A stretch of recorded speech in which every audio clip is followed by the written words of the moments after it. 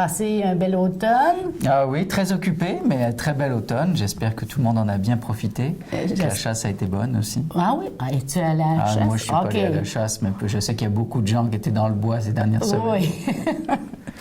On va débuter immédiatement. Oui. On parle d'automne et début d'hiver. C'est très occupé à l'MRC, mais et un peu partout d'ailleurs. Oui, un peu partout. Dans le monde municipal, c'est la période des budgets, revoir un petit peu tout ce qu'on a à faire, des planifications. Alors, c'est une période qui est très occupée jusqu'aux fêtes. Jusqu'aux fêtes. Justement, on peut parler de budget de la MRC. Oui, tout à fait. Et est-ce que les montants varient cette année? Est-ce que vous avez un surplus? Alors, il y a eu beaucoup de changements. Il faut voir. Okay. Ça va être difficile de comparer des pommes avec des pommes. Okay. Parce qu'avec toutes les nouvelles responsabilités qu'on a eues cette année, les nouvelles enveloppes pour gérer différents programmes, on est vraiment en train de faire un travail important. C'est pour ça aussi que je me promène sur le territoire pour rencontrer les municipalités. D'ailleurs, je rencontre la municipalité de Témiscamingue cette semaine, alors ça va être très intéressant. Mais oui, on a un bon budget, on a fait encore beaucoup d'efforts cette année et dans les prochaines semaines, on va informer la population sur c'est quoi le budget de la MRC, qu'est-ce que ça mange en hiver, pour que les gens se rendent compte qu'est-ce qu'ils payent, qu'est-ce qu'ils ont comme service et démystifier un peu qu'est-ce qu'on paye qui va à la municipalité et qu'est-ce qu'on paye qui va à la MRC. Alors ça, c'est un élément, souvent les gens nous posent la question, on trouve toujours que ça coûte trop cher. Alors il faut être capable de l'expliquer et ça, je pense que ça va être un outil très important pour les gens et aussi pour les municipalités pour voir est-ce qu'elles payent le juste montant qu'elles reçoivent. Parce que tu nous as expliqué que les territoires non organisés, c'est vous qui êtes en charge de ça maintenant. Oui. Donc, c'est des dépenses de plus. Ben oui, on a un immense territoire, donc on a entrepris, les gens le savent, des inspections. On a la responsabilité des chemins aussi. Alors ça, c'est quelque chose de très nouveau. Les ponts, les ponceaux, les bancs, les sablières et les gravières. Alors tous ces éléments-là sont des nouvelles responsabilités qui entraînent, oui, des coûts, mais aussi des revenus. Alors on fait vraiment un exercice de planification. Pour l'instant, ça va bien. Hier, j'étais à l'Aniel, puis on regardait justement, c'est un TNO aussi, mais avec un comité. Alors on était en train de travailler. Ils ont différents beaux projets. Alors on va regarder comment est-ce qu'on va les aider, comment on va financer les projets, puis comment on va mettre en place des outils pour se conformer de plus en plus aux nouvelles normes, notamment par exemple l'incendie.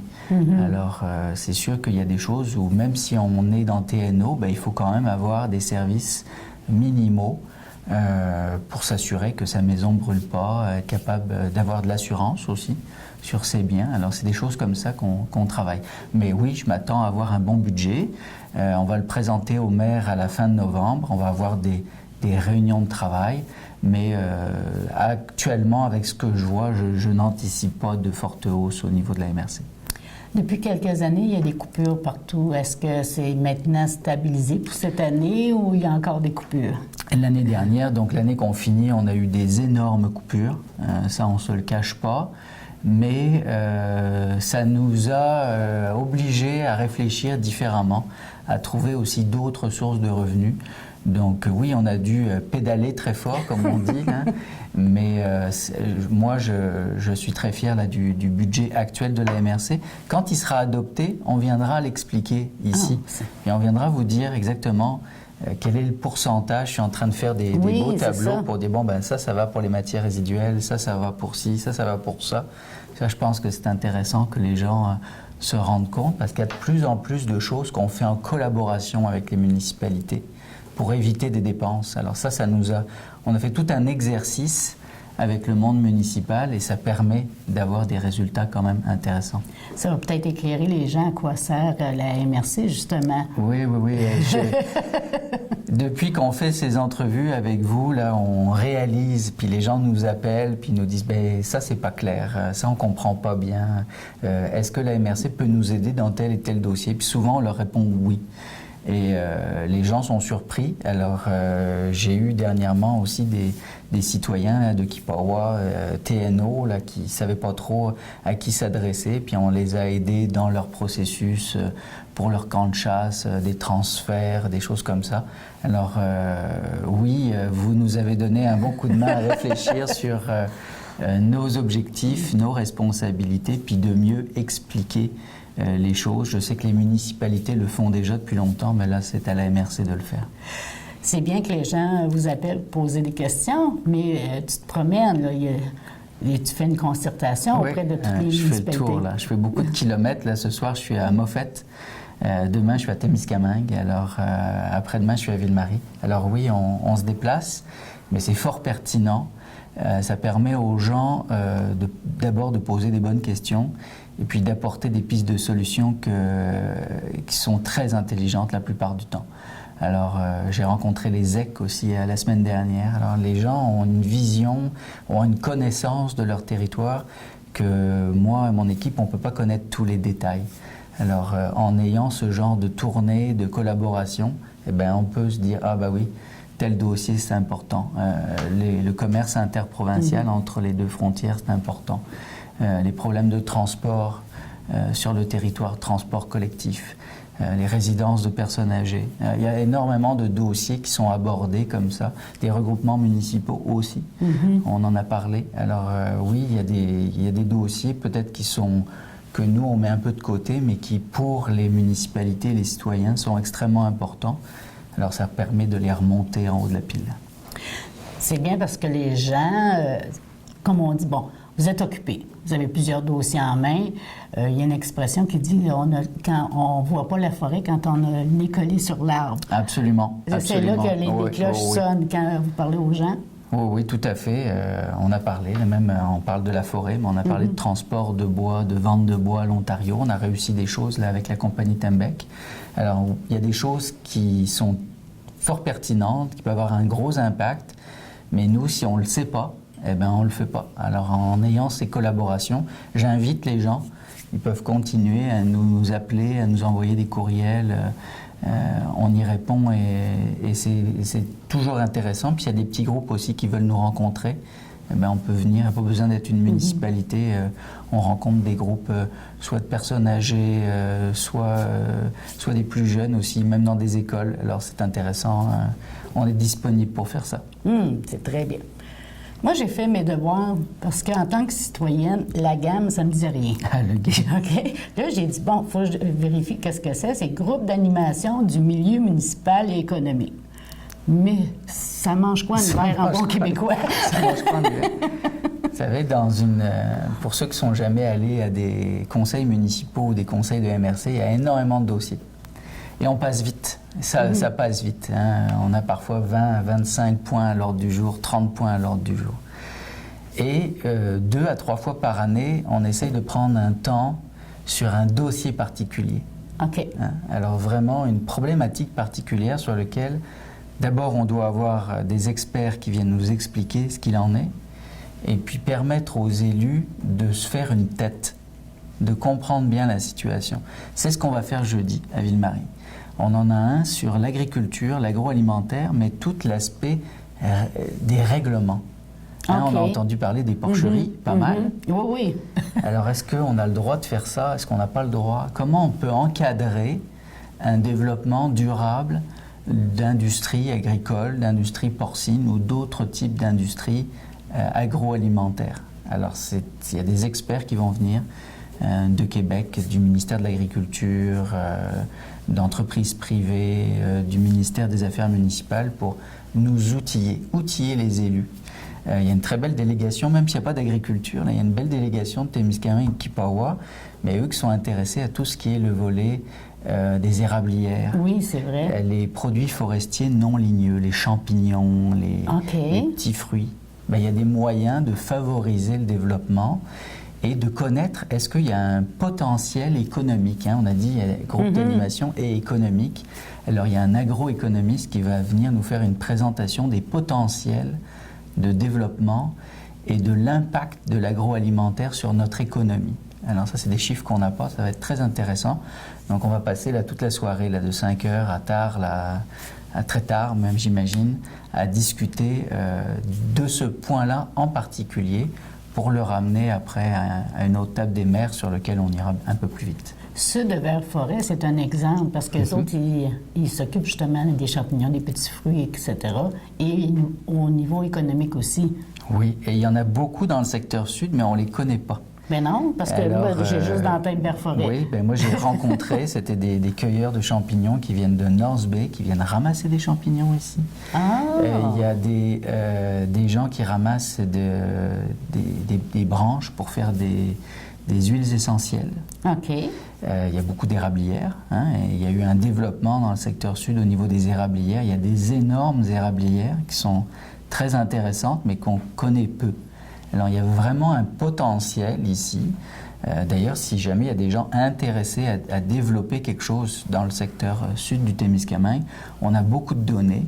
Monia Jacques à la MRC, qui est agronome, elle a beaucoup d'informations sur les types de champignons. On a tout un exercice qui est en train de se faire actuellement pour faire de l'inventaire forestier. Ah. Alors ça pourrait être intéressant que Monia vienne vous voir là-dessus parce que il y a vraiment un potentiel de développement économique. S'il y a des cueilleurs qui viennent d'ailleurs, ça veut dire qu'il y a un potentiel pour développer quelque chose, pour sécher ces champignons-là ou ces petits fruits-là, et les envoyer dans des marchés intéressants. On a une nature immense avec une grande qualité et on n'en tire pas beaucoup de bénéfices. Alors il faut, on en tire du bois, mais au niveau de tout ce qui est autre, il y a beaucoup de potentiel. Et tu parlais de connaître les règlements. Est-ce qu'il y a des règlements municipaux, des règlements provinciaux et fédéraux? Oui, absolument. Alors tout ça, souvent, ça s'empile sur les bureaux des municipalités, puis on ne sait plus trop où on en est. Alors là, les gens des ministères vont bien nous faire la clarification. Qu'est-ce qui est de la responsabilité de la municipalité? Qu'est-ce qui est de la responsabilité de la MRC? Puis qu'est-ce qui est de la responsabilité du provincial et du fédéral? Une fois qu'on va savoir tout ça, ben, ça va être plus facile. Oui, à démêler ça. À démêler, absolument. Si on parlait du pacte fiscal 2015-2016, est-ce qu'il y a des choses nouvelles? Oui, ben c'est là, on a dit tout à l'heure, il y a eu beaucoup de changements. Hein. Nous, oui. On reçoit quand même une partie d'argent. Il y a une partie qui vient, je vais clarifier ça là, okay. parce que comme ça, les gens vont pouvoir comprendre. Le budget de la MRC, c'est quoi? Il y a une partie qui sont ce qu'on appelle des quotes-parts. Ça veut dire que nous, on ne reçoit pas de taxes, la MRC. On envoie une facture aux municipalités basée sur leur évaluation, une sorte de taxe. Okay. Ça, c'est une partie des revenus. Et on a une autre partie qui vient du gouvernement. Le gouvernement soutient des initiatives, par exemple au niveau du développement économique, pour le CLD, pour les agents ruraux, le pacte rural qu'on connaît bien ici, hein, la culture. Il y a différents volets. Le soutien au MRC, au fonctionnement de l'administration régionale. Ça, c'est une partie des revenus. C'est ça, le pacte fiscal. Et l'année dernière, on s'était fait couper l'ensemble du Québec un énorme montant. Nous, ça représentait à peu près $1 million sur un budget de 7 millions. Oui. Alors, vous voyez quel est l'impact, là? C'est un impact significatif, là. Donc, on était un peu inquiets et là on a re-signé à l'automne. On était là d'ailleurs avec le maire de Kipawa, la mairesse de Témiscamingue, des conseillers d'ici. On est allé à Québec entendre ça et on a signé un nouveau pacte pour les 5 prochaines années. Et ça va à la baisse ou à la hausse? C'est pas à la hausse, bon. Mais il y a certains gains que les milieux ruraux ont fait et qui sont intéressants. OK. Et le principal, je dirais, qui nous touche ici, c'est des redevances sur les ressources naturelles. Ça veut dire que les municipalités vont recevoir des montants pour des projets qui se passent sur leur territoire et qui utilisent des ressources naturelles. On pense à la forêt, mais on pense aux mines aussi. Alors ça, c'est quelque chose que les gens reprochaient beaucoup dans le projet minier, notamment, de dire, ben oui, ça va être exploité, puis le milieu n'en profitera pas.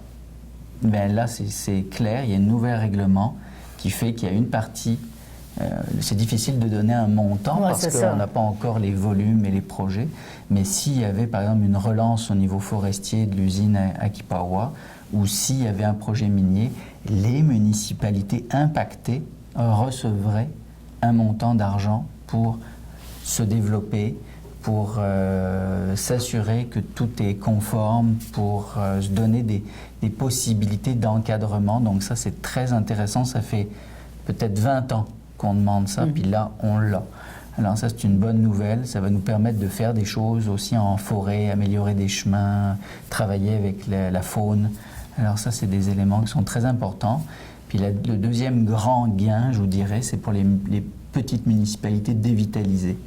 Le gouvernement reconnaît dans ce nouveau pacte que ces municipalités-là, elles ont besoin qu'on les aide financièrement pour qu'elles puissent faire du développement. Alors, il y a des sommes quand même intéressantes pour le Témiscamingue à ce point de vue-là. C'est quoi une municipalité dévitalisée? Dévitalisée, c'est un mot, moi j'aime pas le mot, mais Okay. C'est comme ça que le gouvernement le fait. C'est une municipalité qui est en baisse de population, qui est en baisse au niveau économique et dont l'évaluation, la valeur des propriétés baisse. Alors ça, c'est quelque chose qui n'est pas plaisant. Et j'imagine les services s'en vont aussi Ben oui, dans ce cas-là. et c'est inévitable. OK.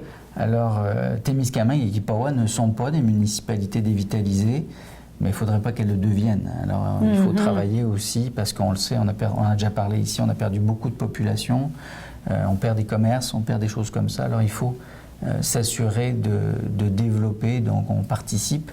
Pour le gouvernement, il considère que toute notre MRC est dévitalisée. Donc, ça nous permet de quand même faire des interventions, mais il y a des petites municipalités dans le nord du Témiscamingue ou dans l'est témiscamien qui ont besoin qu'on les supporte parce que il y a eu tellement d'impact ces dernières années que c'est très difficile tout seul de pouvoir relancer son économie. Alors avec ces sommes-là, on va pouvoir les aider un petit peu plus. Ben oui, parce qu'on entend parler. Hein. Il y en a que c'était le dernier dépanneur qui fait, Ben oui, les absolument. églises, etc. Ouais. En tout cas, c'est très intéressant, Arnaud. Ben, c'est moi qui fait plaisir. J'ai l'impression de vous en envoyer plein. Non, mais c'est pour ça. Tu es là pour nous expliquer les choses. Je vais essayer ça, puis on va revenir pour le budget. On va essayer de vous expliquer ça simplement, clairement, pour que vous sachiez, moi, quand je mets une pièce, ça va où? Ah ben ça va être intéressant. Oui. Merci encore. Merci.